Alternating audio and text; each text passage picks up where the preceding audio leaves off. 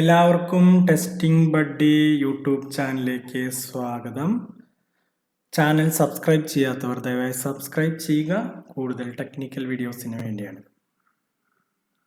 ഇന്നത്തെ നമ്മുടെ ടോപ്പിക് എന്താണെന്ന് വെച്ചാൽ top 12 technical skills every software tester must have. അതായത് സോഫ്റ്റ്വെയർ ടെസ്റ്റിംഗ് എഞ്ചിനീയർ ആവാൻ ആഗ്രഹിക്കുന്ന എല്ലാവർക്കും അറിഞ്ഞിരിക്കേണ്ട 12 ടെക്നിക്കൽ സ്കില്ലുകളെ കുറിച്ചാണ് നമ്മളിവിടെ പറയാൻ പോകുന്നത്.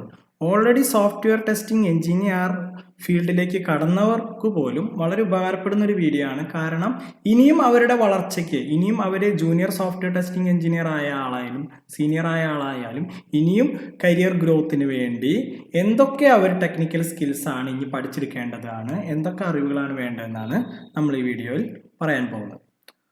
ആദ്യത്തെ ടോപ്പ് പോയിന്റ് എന്താണെന്ന് വെച്ചാൽ ഒരു സോഫ്റ്റ്വെയർ ടെസ്റ്റിംഗ് എഞ്ചിനീയർ അറിഞ്ഞിരിക്കേണ്ട ബേസിക് ആയിട്ടുള്ള കാര്യം എന്താണ്?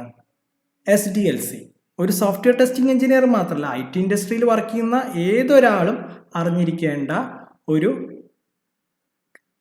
പോയിന്റാണ്, ടെക്നിക്കൽ പോയിന്റാണ് SDLC. എന്താണ് SDLC? Software development life cycle. ഒരു സോഫ്റ്റ്വെയർ എങ്ങനെ ഡെവലപ്പ് ചെയ്യണോ അതിൻ്റെ ഡിഫറെൻറ്റ് സ്റ്റേജസ്, അതിൻ്റെ requirement analysis, gathering, coding, testing, implementation, അങ്ങനെ ഏതെല്ലാം ഫേസിലൂടെയാണ് ഒരു സോഫ്റ്റ്വെയറിൻ്റെ ഡെവലപ്മെൻറ്റ് നടക്കുന്നതെന്നുള്ളതിനെ കുറിച്ച്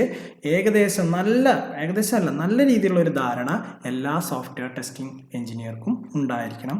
അതിൻ്റെ ഡിഫറെൻറ്റ് മോഡലുകളെ കുറിച്ച്, waterfall model, agile model, scrum, എല്ലാ കാര്യങ്ങളും നമ്മൾ ഡെപ്തിൽ അറിഞ്ഞിരിക്കേണ്ടത് അത്യാവശ്യമാണ്.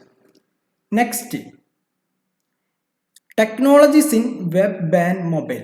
അതായത് ഇപ്പോഴത്തെ കാലത്ത് വെബ്സൈറ്റുകൾ ഉണ്ടാക്കാനാണെങ്കിലും വെബ് ആപ്ലിക്കേഷൻസിനെ കുറിച്ചാണെങ്കിലും മൊബൈൽ ടെക്നോളജികളെ കുറിച്ചും വെബ് ടെക്നോളജികളെ കുറിച്ചും നമ്മൾ നല്ല രീതിയിൽ ബോധവാന്മാരാകണം. മൊബൈലാണെങ്കിൽ ഏതൊക്കെ പുതിയ ആൻഡ്രോയിഡ്, അതിൻ്റെ പുതിയ ഫീച്ചറുകൾ, അതിൻ്റെ പുതിയ ടെക്നോളജികൾ, വെബ് ആണെങ്കിൽ വെബിൽ തന്നെ ഉണ്ടാവുന്ന പുതിയ തരം വെബ് ഡെവലപ്മെൻറ്റ് ടെക്നോളജികൾ, ഡിസൈൻ ടെക്നോളജികൾ, വെബ് ആപ്ലിക്കേഷനുകളെ കുറിച്ചൊക്കെ നമ്മൾ നല്ല ഡെപ്തിൽ നോളജ് കൈവരിക്കാൻ ശ്രമിക്കണം.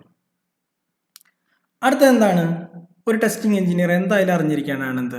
Bug tracking tools. അതായത് ഒരു സോഫ്റ്റ്വെയർ ടെസ്റ്റിംഗ് എഞ്ചിനീയർ നമ്മുടെ ആപ്ലിക്കേഷൻ ടെസ്റ്റ് കേസ് എഴുതി ടെസ്റ്റ് ചെയ്തതിന് ശേഷം കിട്ടുന്ന ബഗ്, അതായത് അതിൻ്റെ ഡിഫക്റ്റുകൾ, അതിൻ്റെ എററുകൾ, അത് നമുക്ക് റിപ്പോർട്ട് ചെയ്യാൻ ഉള്ള ടൂൾസിനാണ് നമ്മൾ bug reporting tools or bug tracking tools എന്ന് പറയുന്നത്. ബഗ് റിപ്പോർട്ട് ചെയ്യും വേണം, പിന്നെന്താണ്, ആ ബഗ്ഗുകളൊക്കെ എവിടെയാണെന്നുള്ളത് നമ്മൾ അതിൽ നിന്ന് ട്രാക്ക് ചെയ്യാനും പറ്റണം. ഈ രണ്ട് കാര്യത്തിനും നമുക്ക് അത്യാവശ്യമാണ്. അതിനെ മെയിൻലി നമ്മൾ ഉപയോഗിക്കുന്ന ടൂൾസുകളാണ് ജിറ, പിന്നെ റെഡ്മൈൻഡ്, ബഗ്സില്ലി ഉണ്ട്, മാൻഡിസ് BT ഉണ്ട്. ഏത് ടൂൾസ് ആണെങ്കിലും നിങ്ങൾക്ക് ഉപയോഗിക്കാം. ഏത് ടൂളാണെങ്കിലും നിങ്ങൾ കൃത്യമായിട്ടത് പഠിച്ചിരിക്കണം. എല്ലാ ടൂളും പഠിക്കണം എന്നില്ല, ഏതെങ്കിലും ഒരു ടൂളെങ്കിലും കൃത്യമായിട്ട് പഠിക്കണം. ജിറ പഠിക്കണമാണ് നല്ലത്. കാരണം കോമൺലി യൂസ് ചെയ്യുന്ന ജിറയും റെഡ്മൈനൊക്കെയാണ് കൂടുതൽ യൂസ് ചെയ്യുന്നത്. പിന്നെ നെക്സ്റ്റ് എന്താണ് നമ്മൾ അറിഞ്ഞിരിക്കേണ്ടത്? Test case management tools. അതായത് സോഫ്റ്റ്വെയർ ടെസ്റ്റർ എഞ്ചിനീയർ കുറിച്ച് സംബന്ധിച്ച് ഏറ്റവും ഇമ്പോർട്ടൻ്റ് കാര്യമാണ് ടെസ്റ്റ് കേസ് എഴുതുക, ടെസ്റ്റ് കേസ് എക്സിക്യൂട്ട് ചെയ്യുക, ടെസ്റ്റ് കേസിൻ്റെ റിസൾട്ട്, അതായത് അത് പാസ്സാണോ ഫെയിലാണോ ആ കാര്യങ്ങൾ റിപ്പോർട്ട് ചെയ്യുക എന്നുള്ളത്. അപ്പോൾ അതിനു വേണ്ടി മാനുവൽ ടെസ്റ്റിംഗ് ചെയ്യുന്നവർക്കാണെങ്കിൽ പോലും ആ ടെസ്റ്റ് കേസ് മാനേജ് ചെയ്യാൻ വളരെയധികം ടൂൾസ് ഇപ്പോൾ നിലവിലുണ്ട്. ഫ്രീ ടൂൾസ് ഉണ്ട്, പെയ്ഡ് ടൂൾസ് ഉണ്ട്. മാർക്കറ്റിലുള്ള മിനിമം ടൂൾസ് എങ്കിലും നമ്മൾ പഠിച്ചിരിക്കണം. മെയിനായിട്ട് ടെസ്റ്റ് ലിങ്ക് ഉണ്ട്, ടെസ്റ്റ് ലോഡ്ജ് ഉണ്ട്, പിന്നെ ഒരു ടൂളാണ് test rail, Q test. Commonly ഉള്ള ഒരു ടൂള്, ഏറ്റവും പ്രാബല്യത്തിലുള്ള ടെസ്റ്റ് ലിങ്ക് ആണ്. പിന്നെ പുതിയ ടൂൾസും പല ടൂൾസാണ്. ഓരോ കമ്പനിയിലും ഓരോ ടൂൾസാവും. നിങ്ങൾക്ക് ഇഷ്ടമുള്ള കംഫർട്ടായുള്ള ഏതെങ്കിലും ഒരു ടൂൾ എന്തായാലും നിങ്ങൾ പഠിച്ചിരിക്കണം. ഒരു ടൂൾ പഠിച്ചാൽ ബാക്കിയുള്ള ടൂൾസ് നിങ്ങൾക്ക് യൂസ് ചെയ്യാൻ വലിയ ബുദ്ധിമുട്ടുണ്ടാവില്ല. നെക്സ്റ്റ് പോയിന്റ് എന്താണ്? Automation testing tool.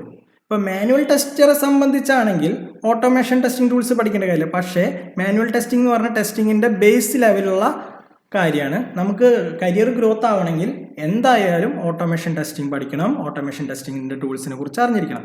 ബേസിക് ആയിട്ട് ഇപ്പോൾ ഏറ്റവും കൂടുതൽ കോമൺ ആയിട്ട് ഉപയോഗിക്കുന്ന ടൂളാണ് selenium IDE, selenium web driver, അതിന് തന്നെ ഡിഫറെൻറ്റ് ഫ്രെയിം വർക്കുകൾ, ടെസ്റ്റെൻജി, അങ്ങനെയുള്ള ഫ്രെയിം വർക്കുകൾ.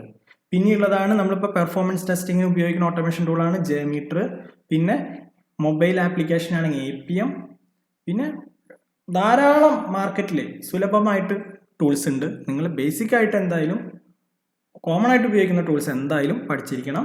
മാനുവൽ ടെസ്റ്റിങ്ങിന് ബാധകമല്ല, പക്ഷേ മാനുവൽ ടെസ്റ്റിംഗ് നിൽക്കാതെ അടുത്ത ലെവലിലേക്ക് ടെസ്റ്റിംഗ് കരിയർ വളരണമെങ്കിൽ ഓട്ടോമേഷൻ ടെസ്റ്റിംഗ് ടൂള് നിർബന്ധമാണ്. നെക്സ്റ്റ് എന്താണ്? Cross browser testing tools.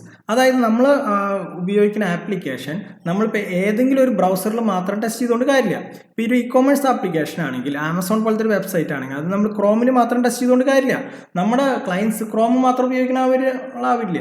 മോസിൽ ഉപയോഗിക്കുന്നവരുണ്ടാവും, internet explorer ഉപയോഗിക്കുന്നവരുണ്ടാവും, ആപ്പിളിൻ്റെ സഫാരി യൂസ് ചെയ്യുന്നവരുണ്ടാവും, ഒപ്പേറ യൂസ് ചെയ്യുന്നവരുണ്ടാവും. അപ്പോൾ എല്ലാ കസ്റ്റമേഴ്സിനും ആ പ്രൊഡക്റ്റ് ആക്സസിബിൾ ആണെന്ന് അറിയണമെങ്കിൽ നമ്മൾ എല്ലാ ബ്രൗസറും ടെസ്റ്റ് ചെയ്യണം. ഏതൊക്കെ ബ്രൗസറിൽ ഓക്കെ ആണെന്ന് നോക്കണം. അതിന് വേണ്ടിയിട്ടുള്ള ക്രോസ് ബ്രൗസർ ടെസ്റ്റിംഗ് ടൂൾസ് കുറേ ഉണ്ട്. ലാംഡ ടെസ്റ്റ്, അങ്ങനെ കുറേ ഓൺലൈനിൽ കിട്ടും.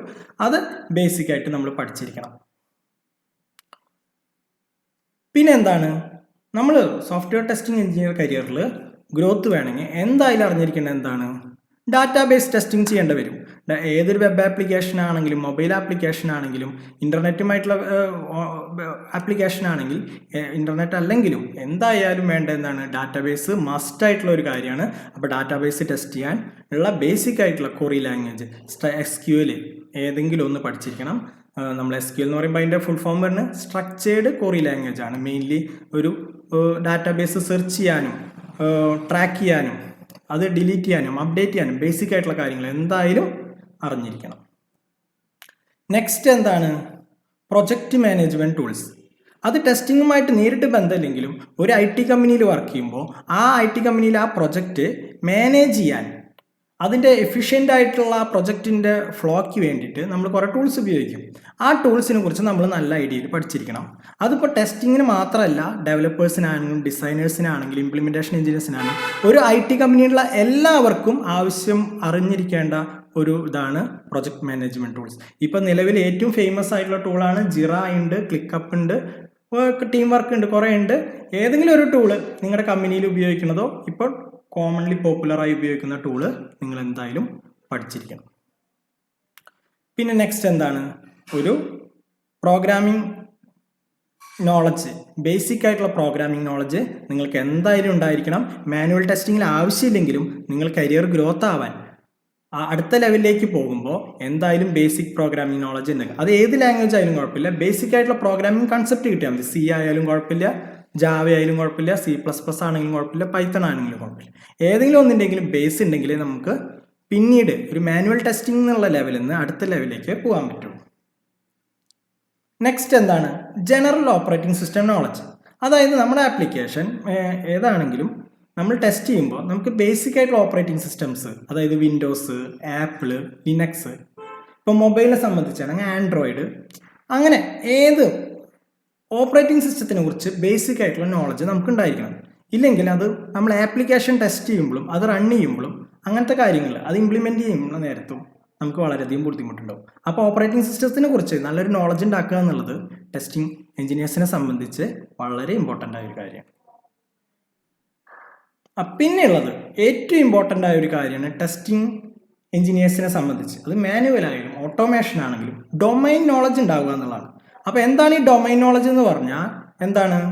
അതായത് നമ്മൾ ടെസ്റ്റ് ചെയ്യുന്ന ആപ്ലിക്കേഷൻ വിവിധ ഡൊമൈനുകളിൽ പെടുന്നതായിരിക്കും. അപ്പോൾ ആ ഡൊമൈൻ, ആ ആപ്ലിക്കേഷൻ്റെ സ്കോപ്പ് കൃത്യമായിട്ട് അറിഞ്ഞിരിക്കണം. അതായത് ഇപ്പോൾ ഫോർ എക്സാമ്പിൾ നമ്മൾ പറയുകയാണെങ്കിൽ ഏതൊക്കെ ഡൊമൈനാണുള്ളത്?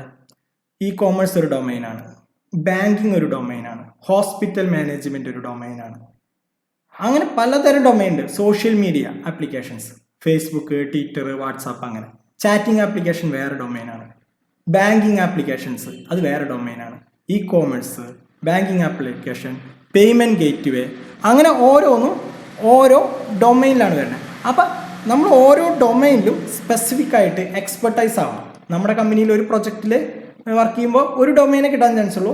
നമ്മൾ പിന്നെ കൂടുതൽ പ്രൊജക്റ്റിലേക്ക് പോകുന്തോറും കൂടുതൽ ഡൊമൈനുകൾ ഫെമിലിയറൈസ് ആവും. അപ്പം പരമാവധി ഡൊമൈനുകളെ കുറിച്ചുള്ള നോളജ് നമുക്ക് വേണം. പിന്നെ ഇത്രയും ടെക്നിക്കൽ സ്കിൽസാണ് ഒരു സോഫ്റ്റ്വെയർ ടെസ്റ്റിംഗ് എഞ്ചിനീയർ എന്ന നിലയിൽ നിങ്ങൾ പഠിച്ചിരിക്കേണ്ടത്. ഇത്രയും ഈ 12 ടെക്നിക്കൽ സ്കില്ലും നിങ്ങൾ ഓക്കെ ആണെങ്കിൽ നിങ്ങൾക്ക് സോഫ്റ്റ്വെയർ ടെസ്റ്റിങ്ങിൻ്റെ എല്ലാ ടോപ്പ് ലെവലിലേക്കും പോകാൻ പറ്റും. ടോപ്പ് ലെവലിലേക്ക് പോകാൻ എല്ലാ ടെക്നിക്കൽ സ്കില്ലും നിങ്ങൾ ഇപ്പോൾ ആവശ്യമില്ലെങ്കിലും എല്ലാം ഫുൾഫിൽ ചെയ്യാൻ നിങ്ങൾ ശ്രമിക്കണം. അപ്പോൾ ഈ വീഡിയോ ഇഷ്ടമായാൽ ലൈക്ക് ചെയ്യണം, കൂടുതൽ വീഡിയോയ്ക്ക് വേണ്ടി സബ്സ്ക്രൈബ് ചെയ്യുക. അപ്പോൾ എല്ലാവർക്കും ടെസ്റ്റിംഗ് ബഡിയുടെ നന്ദി അറിയിക്കുന്നു.